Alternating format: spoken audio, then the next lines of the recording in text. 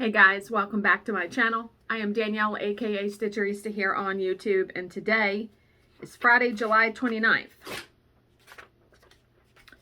My job starts at 11, so I have a little bit of time this morning. So I thought I would come on here, do my video right now. So I stitched yesterday. I finished the mermaid. Yeah, I didn't think I would finish it that quickly, to be honest. But I am receiving my little enamel dots today. So that will be the final touch, you know, to emulate the bubbles. So here is the finished stitching.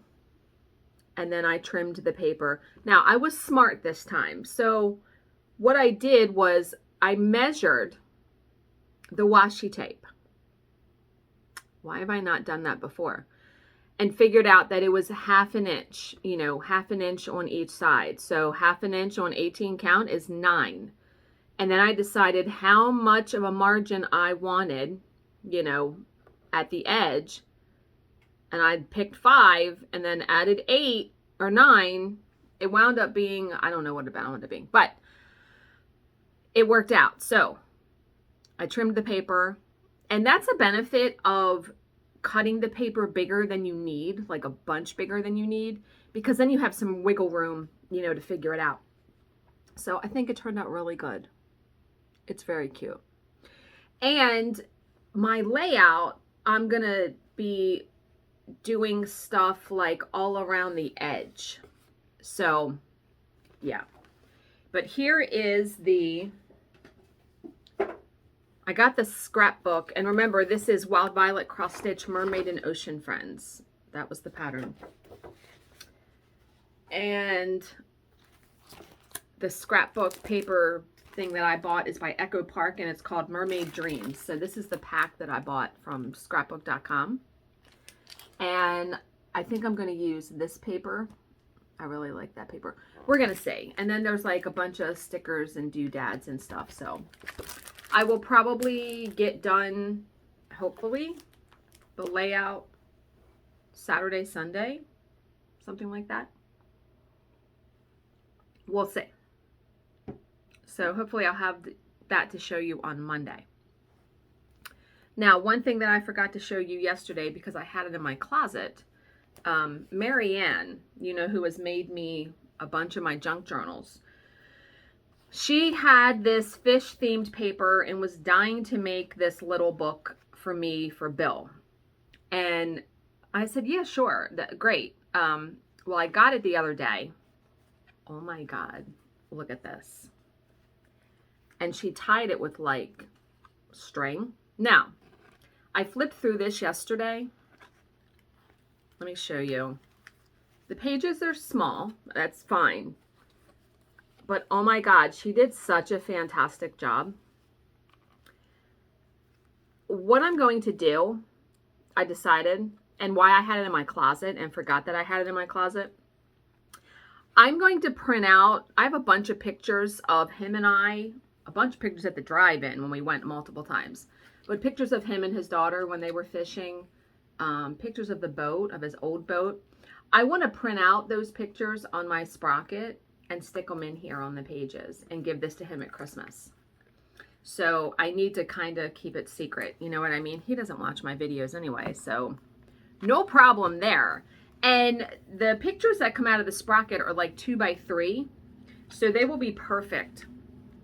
Like I'll print out him and I at the drive-in. You know what I mean? I have like 3 or 4 of those. And what's very convenient is that yesterday we went online and got him a new cell phone. He has been consistently complaining about his cell phone. And finally yesterday I said, well, why don't we look and see, because his phone's been paid off for a while, so he's due for an upgrade. So we got him a new phone. He has a lot of pictures on his phone. And I'll be the one to transfer all the information, get the new stuff, all of that. So when I do that today, because the phone's coming today, I think, I'm going to transfer, I'm going to tell him that I want to back up all of his pictures on my computer just for safekeeping. But it's also so I can get pictures that he took of fishing and stuff, so I can print them for this book. So, like I said, kind of twofold. And he won't think anything of that when I say, let me back up, let me put the pictures on my computer. That way we'll have them. He won't think anything of that. So, as I get the book done, I'll show you guys. Like I said, it's gonna be like a secret Christmas present for him. Okay. So my next project, I decided to do the Linen and Quartz Studio, and I got this from Etsy. My birthstone is a coffee bean. Pretty cute, right? These are the colors for it. Those are the colors that are called for. Now, this, I've had some people ask me about this. This is from Modern Hoopla, Hoopla. If you put Modern Hoopla in Google, the website will come up and then you can find this. She does make a bigger one that holds more, but I didn't need a bigger one. I do have the one for Sulky though, but I haven't stitched with Sulky in quite a while. So my birthstone is a coffee bean, and God, what's happening here? And this is the size paper I cut, which is a lot bigger than what I needed. I don't know if I'm going to stick with this washi tape. I like it. It is colorful and it does fit with the colors in the piece. We'll see. But yeah, so Bill's going fishing tomorrow, so he'll probably be going to bed early tonight, so I may get some time tonight if I'm not too tired myself. We'll see.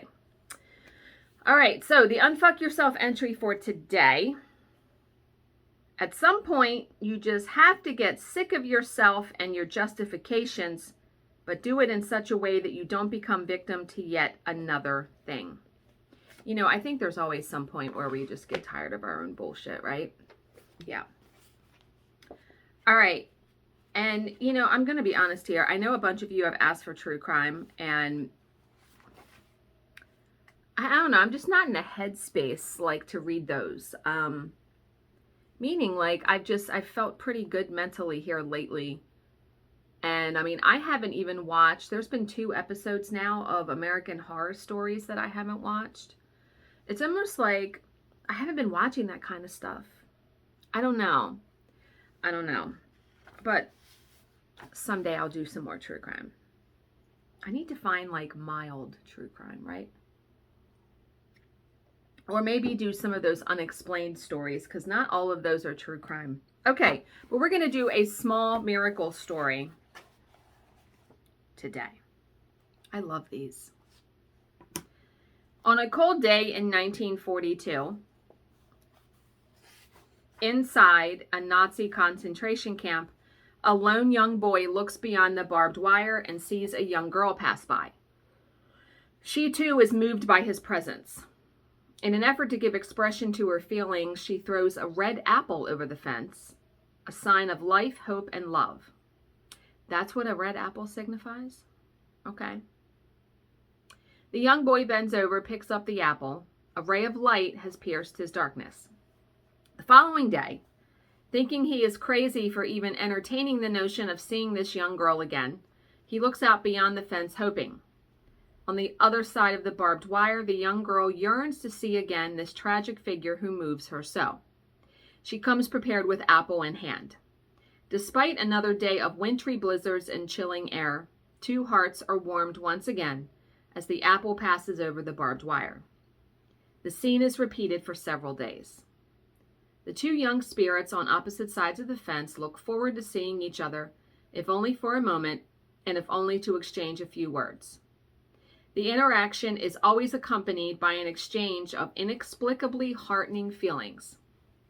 At the last of these momentary meetings, the young boy greets his sweet friend with a frown and says, "Tomorrow don't bring me an apple, I will not be here. They are sending me to another camp." The young boy walks away, too heartbroken to look back. From that day forward, the calming image of the sweet girl would appear to him in moments of anguish. Her eyes, her words, her thoughtfulness, her red apple, all were a recurring vision that would break his nighttime sweats. His family died in the war. The life he had known had all but vanished, but this one memory remained alive and gave him hope.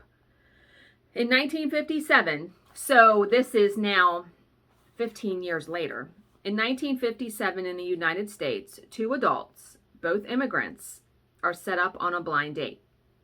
"And where were you during the war?" inquires the woman.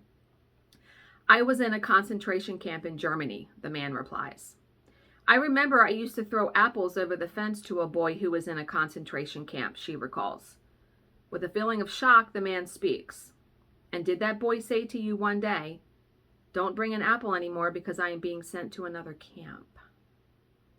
"Why, yes," she responds, "but how could you possibly know that?" He looks into her eyes and says, "I was that young boy." There is a brief silence, and then he continues, "I was separated from you then, and I don't ever want to be without you again. Will you marry me?" They embrace one another as she says yes. On Valentine's Day, 1996, on a national telecast of the Oprah Winfrey Show, this same man affirmed his enduring love to his wife of 40 years. "You fed me in the concentration camp," he said. "You fed me throughout all these years. Now I remain hungry, if only for your love." And the comment says, "The darkest moments of one's life may carry the seeds of the brightest tomorrow." Wow! What a wonderful love story. I mean, what are the odds, right? Blind date. Yeah, you would think that was, that was like 15 years later. That's a great story, though. That gives you hope, right? See, that's the one reason why I like to read those stories, is it just gives me hope that there is good things in the world, and that every day good things can happen. And that, like I said, it's extraordinary coincidences. I don't think they're coincidences. The universe is a wild place, right? Okay, so I hope you guys are all having a great Friday, and I hope you all have a good weekend. As always, if you have any questions, please leave them in the comments section below, and I will answer them to the best of my ability. Thank you so much for watching and subscribing, and I will see you in my next video. Bye, guys.